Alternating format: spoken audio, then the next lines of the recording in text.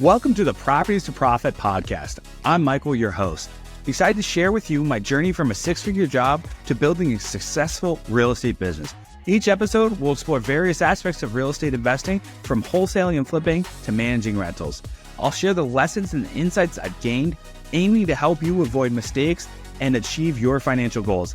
Expect guest experts, valuable tips, and practical advice to guide you on your own real estate journey. Thank you for tuning in. If you find any value in this podcast, please subscribe, share, and follow me on social media.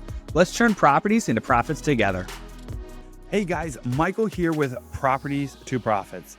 And today, guys, I wanted to go over a learning experience we just recently experienced here at my home buying company, Oasis Home Buyers. And I'm hoping you guys can learn a little bit from this and maybe not make the same mistake that I did. Because this one was a tough one here. And so what I really wanted to talk about today is, we just received a 1-star review on, I can't remember the website now, actually, but it's basically where employees can go review their employees. Glassdoor, that's what it is. And this was a hire that had only been with us 2 weeks, and he decided to leave us a Glassdoor review of 1 star because he wasn't happy with his experience, and he's entitled to that. I don't have an issue with it. He shared his story, and that doesn't mean it's actually the truth, right? And that's what I want to share is the real story and how just hiring one wrong person, how much that can affect your business. And hint, hint, it might be a lot more than you really think it could be. So let's talk about the Glassdoor review. So this gentleman left us a review on Glassdoor, and I'm just gonna kind of go over the key points. So he worked for us for 2 weeks, and he left 2 reviews. One was about our hiring process when he was hired, all good things. And the only thing he didn't understand was the assessments, and we went over those with him, so I'm not really sure the context of that. But he wouldn't recommend us, doesn't like our business outlook, but pros, we're a small company, and you get to work with sales coaches to review calls. Very toxic work environment, expected to work every Saturday and take calls after hours. To be clear, this is a W-2 sales position with potential to earn $200,000-300K, and I believe we'll have salespeople making $400,000 or $500K over the next 3 years with how fast we're growing. So my thoughts on that is, man, salespeople, the more you work and the better you get your skill, the more you'll make. So I don't understand why that's an issue. A lot of turnover. Our turnover in the sales role is about 40%. That's pretty standard, actually. You get yelled at for making mistakes on the phone. Man, I can't say I've yelled at anyone, but I am passionate and I am straight to the point. Use personal goals to leverage working long hours. Yeah, if you've got big goals, this gentleman had a dream to buy $1 million car in 3 years. Well, what do you think's gonna happen? Like, you can't buy $1 million car without working long hours or having a skill set that allows that. Makes you feel bad about if you haven't hit your goals for the week. Well, yeah, we're gonna ask questions about what's going on and what can we do to get there. Terrible reputation in the area, so makes your job harder. Not sure where you got this, honestly. We have our reviews are astonishing. We're one of, I believe, 4 companies with 100+ Google reviews, and of those 4, we have the second highest rating, and the other 3 have all been around twice as long. We've been in business for 4 years. They've all been in here for 7 to 8 years or longer. And you can take it back to all the people who have 50 reviews. They've all been here at least 3 years longer than us. So I think we take that positively. 0 positive feedback, only negative, he goes on to say. And then goes on to say we lied about the job. Man, I think we do a really good job about it. I think some people get excited about the goal. So let's talk about this. This gentleman had a lot of criticism, and we're open to it, and we're going to learn and make sure we don't make these same mistakes here. Because it's not a bad review. That's the issue. It's a misalignment here. We want to double our business year over year. You're not going to double business year over year without putting in long hours and getting better constantly. And we give a lot of feedback, and we give feedback very quickly. if we notice you're not doing something, we're gonna give you feedback in that moment. We're not gonna wait. So that was a lot of the misalignment here. I think we got excited because he wanted this really nice car. And we're like, oh, the work he's gonna do to get that $1 million car when the gentleman's never made more than 80 grand. Unfortunately, a lot of people um, have these big dreams and they won't do the work. And so let's talk about the damage of a bad hire, right? This employee, and there were technically two, right? One had been with us for a year and shouldn't have been there. Man, that drain on our leadership team was tough. Having to put energy into them, wondering why they were the yo-yo effect. 1 month was good, 1 month was bad, and that emotional weight carries over to your whole team morale, and that's never a good thing. Um, Potential public perception. People were always complaining that these people were giving promises, and it's just they didn't have. Um, they were too scared to tell people no was the biggest issue here, and that's what we ran into issues. And people, you don't understand the cost of onboarding, training, and then having someone leave because they weren't the right fit. Um, Man, they were caused a lot of damage here. Small cracks that if we wouldn't have caught this when we did, would have been structural damage and could have cost us a lot of more money than it did. Um, and the learning opportunity is here is all companies make hiring mistakes. Hiring is one of the hardest thing to do as you're growing a company, and that's why most companies don't grow. Is they don't want to deal with how hard it is to hire and find good people. Um, but the best companies fix them fast, and that's what we're working on. And so we're going to share our framework on how we hire, right? And so we're looking for the right fit. We don't care about a resume. Um, we're hiring for alignment, not just talent. We found that talent without alignment leads to nothing.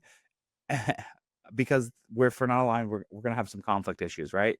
And so with this gentleman, we parted ways 2 weeks because we realized we just weren't aligned. He didn't have the same values, and people can mislead you in an interview because they think it's going to benefit them. And we found that out quick, and we parted ways. So we fire fast, slow to hire. Like our process in hiring is several assessments. It's it's a phone interview, 3 in person, a 4-hour working day, and then a final interview. And like we're gonna make sure we know you pretty well, and we're never gonna bat 100%, right? Um, we always tell people like we're a new company, we don't have everything figured out, we have conflict issues, but we're working through them and always gonna get better, and we're upfront about that. We tell people we work long hours and we hit goals at all costs. We don't go home if we're not hitting our KPIs for the week.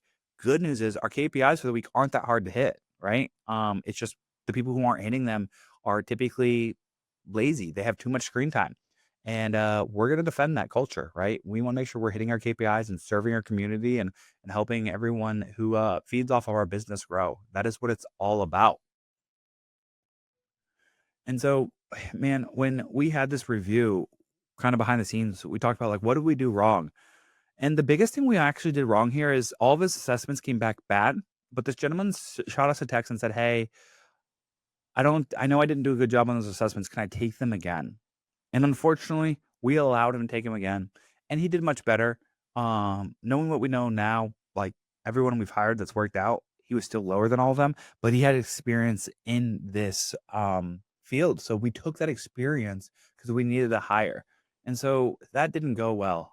We found out. And then when we ended up leaving, we lost 2 people. And they kind of had some of the same issues, hour and a half lunch, inconsistencies, and the team was relieved. Our energy was through the roof, and we broke a 5-month bad spell getting rid of those 2 employees. And so getting rid of people who aren't aligned with your culture is a great thing. You don't need to hold back when that happens. And so we had so many people who were relieved they were gone. Um, and it gave us great feedback. Don't hire because they have a resume that kind of checks the box. Um, they hadn't done the deal flow at what we had done, right? They had just done deals, and they were extremely small deals, and would have bankrupted our company if we would have done that. So don't let because someone has experience in your field think it's going to actually be easier. A lot of times it's harder because there are bad habits you have to kill. And so, man, if you're a listener and you don't want to go through this, what I would do is first things first, audit your hiring process. Make sure you're screening for culture fit. Stop looking for people who have done what you're doing. Um, it doesn't always work out. always build out a 30-day alignment check, right? Have KPIs and processes for the first 90 days and make sure they're hitting those, and don't be afraid to let them go or put them on a pit plan if they're not hitting those. Make sure you have red flag triggers. Like for us, if you're taking an hour and a half lunch in your first 2 weeks, that's a huge red flag. We're going to probably let you go or have a serious conversation. And we're going to do a better job sharing those expectations. Something we've rolled out is like the big expectations that we have them sign it before they ever sign their letter of intent to come work with us. These are your KPIs that you're going to have to hit no matter what if you're going to move forward with us. And so what this has kind of done, and the mind shift we've had from here is, man, we're going to protect our team with all costs from one wrong fit. We've had a conversation with the team because they caught some things that he was talking some bad stuff about leadership in his first 24 hours. They need to let us know that so we can just part ways with you. If you don't like leadership, it's okay. You don't have to. Great news is there's millions of other companies to go work for, and you can go start a company and work for yourself at any given point. No harm, no foul. Like, it's okay. I'm going to like the people I work with, and we're going to make sure we're aligned in achieving the life and the goals that we want together. And remember, having one bad review doesn't define who you are. It happens to be our only review, but it still doesn't define. It's their story, and it's how they viewed it through their lens, right? Everyone here who's here in our company viewed it from a different lens. So when you have 10 employees saying, hey, no, they just weren't the right fit, and you have one employee who worked for 2 weeks saying all these bad things, which one's the truth? And so we're going to have the consistent action and continue to get better at hiring and find the right people who reflect our goals, our values, and focus on a team that's going to achieve those things together. Because that's how we all do this. We don't do it on a one-man team. And so what I want to kind of reinforce here is the cost of a bad hire is a lot higher than you think. But remember, it's within your control. If you follow your hiring process and don't hire based on gut or a feeling, you'll get a lot better. And always remember, you're going to get bad reviews in life. And remember, it's not that big of a deal. We move on, we get better, and we just keep going. And I want you guys to do the same things when things kind of kick you in the teeth, right? And you get something that doesn't feel that great. Just improve on it, because you're not perfect. I'm not perfect. And we're all going to make mistakes. The issue is we don't want to keep making the same mistake over and over again without improving. So guys, if you found any value, please leave a review wherever you listen to this podcast, and reach out if you're building a team, or if you're someone who wants to work for a team and growth is important to you. You want opportunity to make multiple six figures in a sales job, or you can manage people or anything like that. We buy houses. We're in the wholesale real estate game. We'd love to have a conversation, and I can't wait to talk to you guys. Thanks for reaching out. Talk soon. Thank you for listening to the Properties for Profit podcast. I hope you found today's episode valuable. If you enjoy the show, please subscribe and share it with others who might benefit. Follow me on social media for more updates and tips. Until next time, keep turning properties into profits.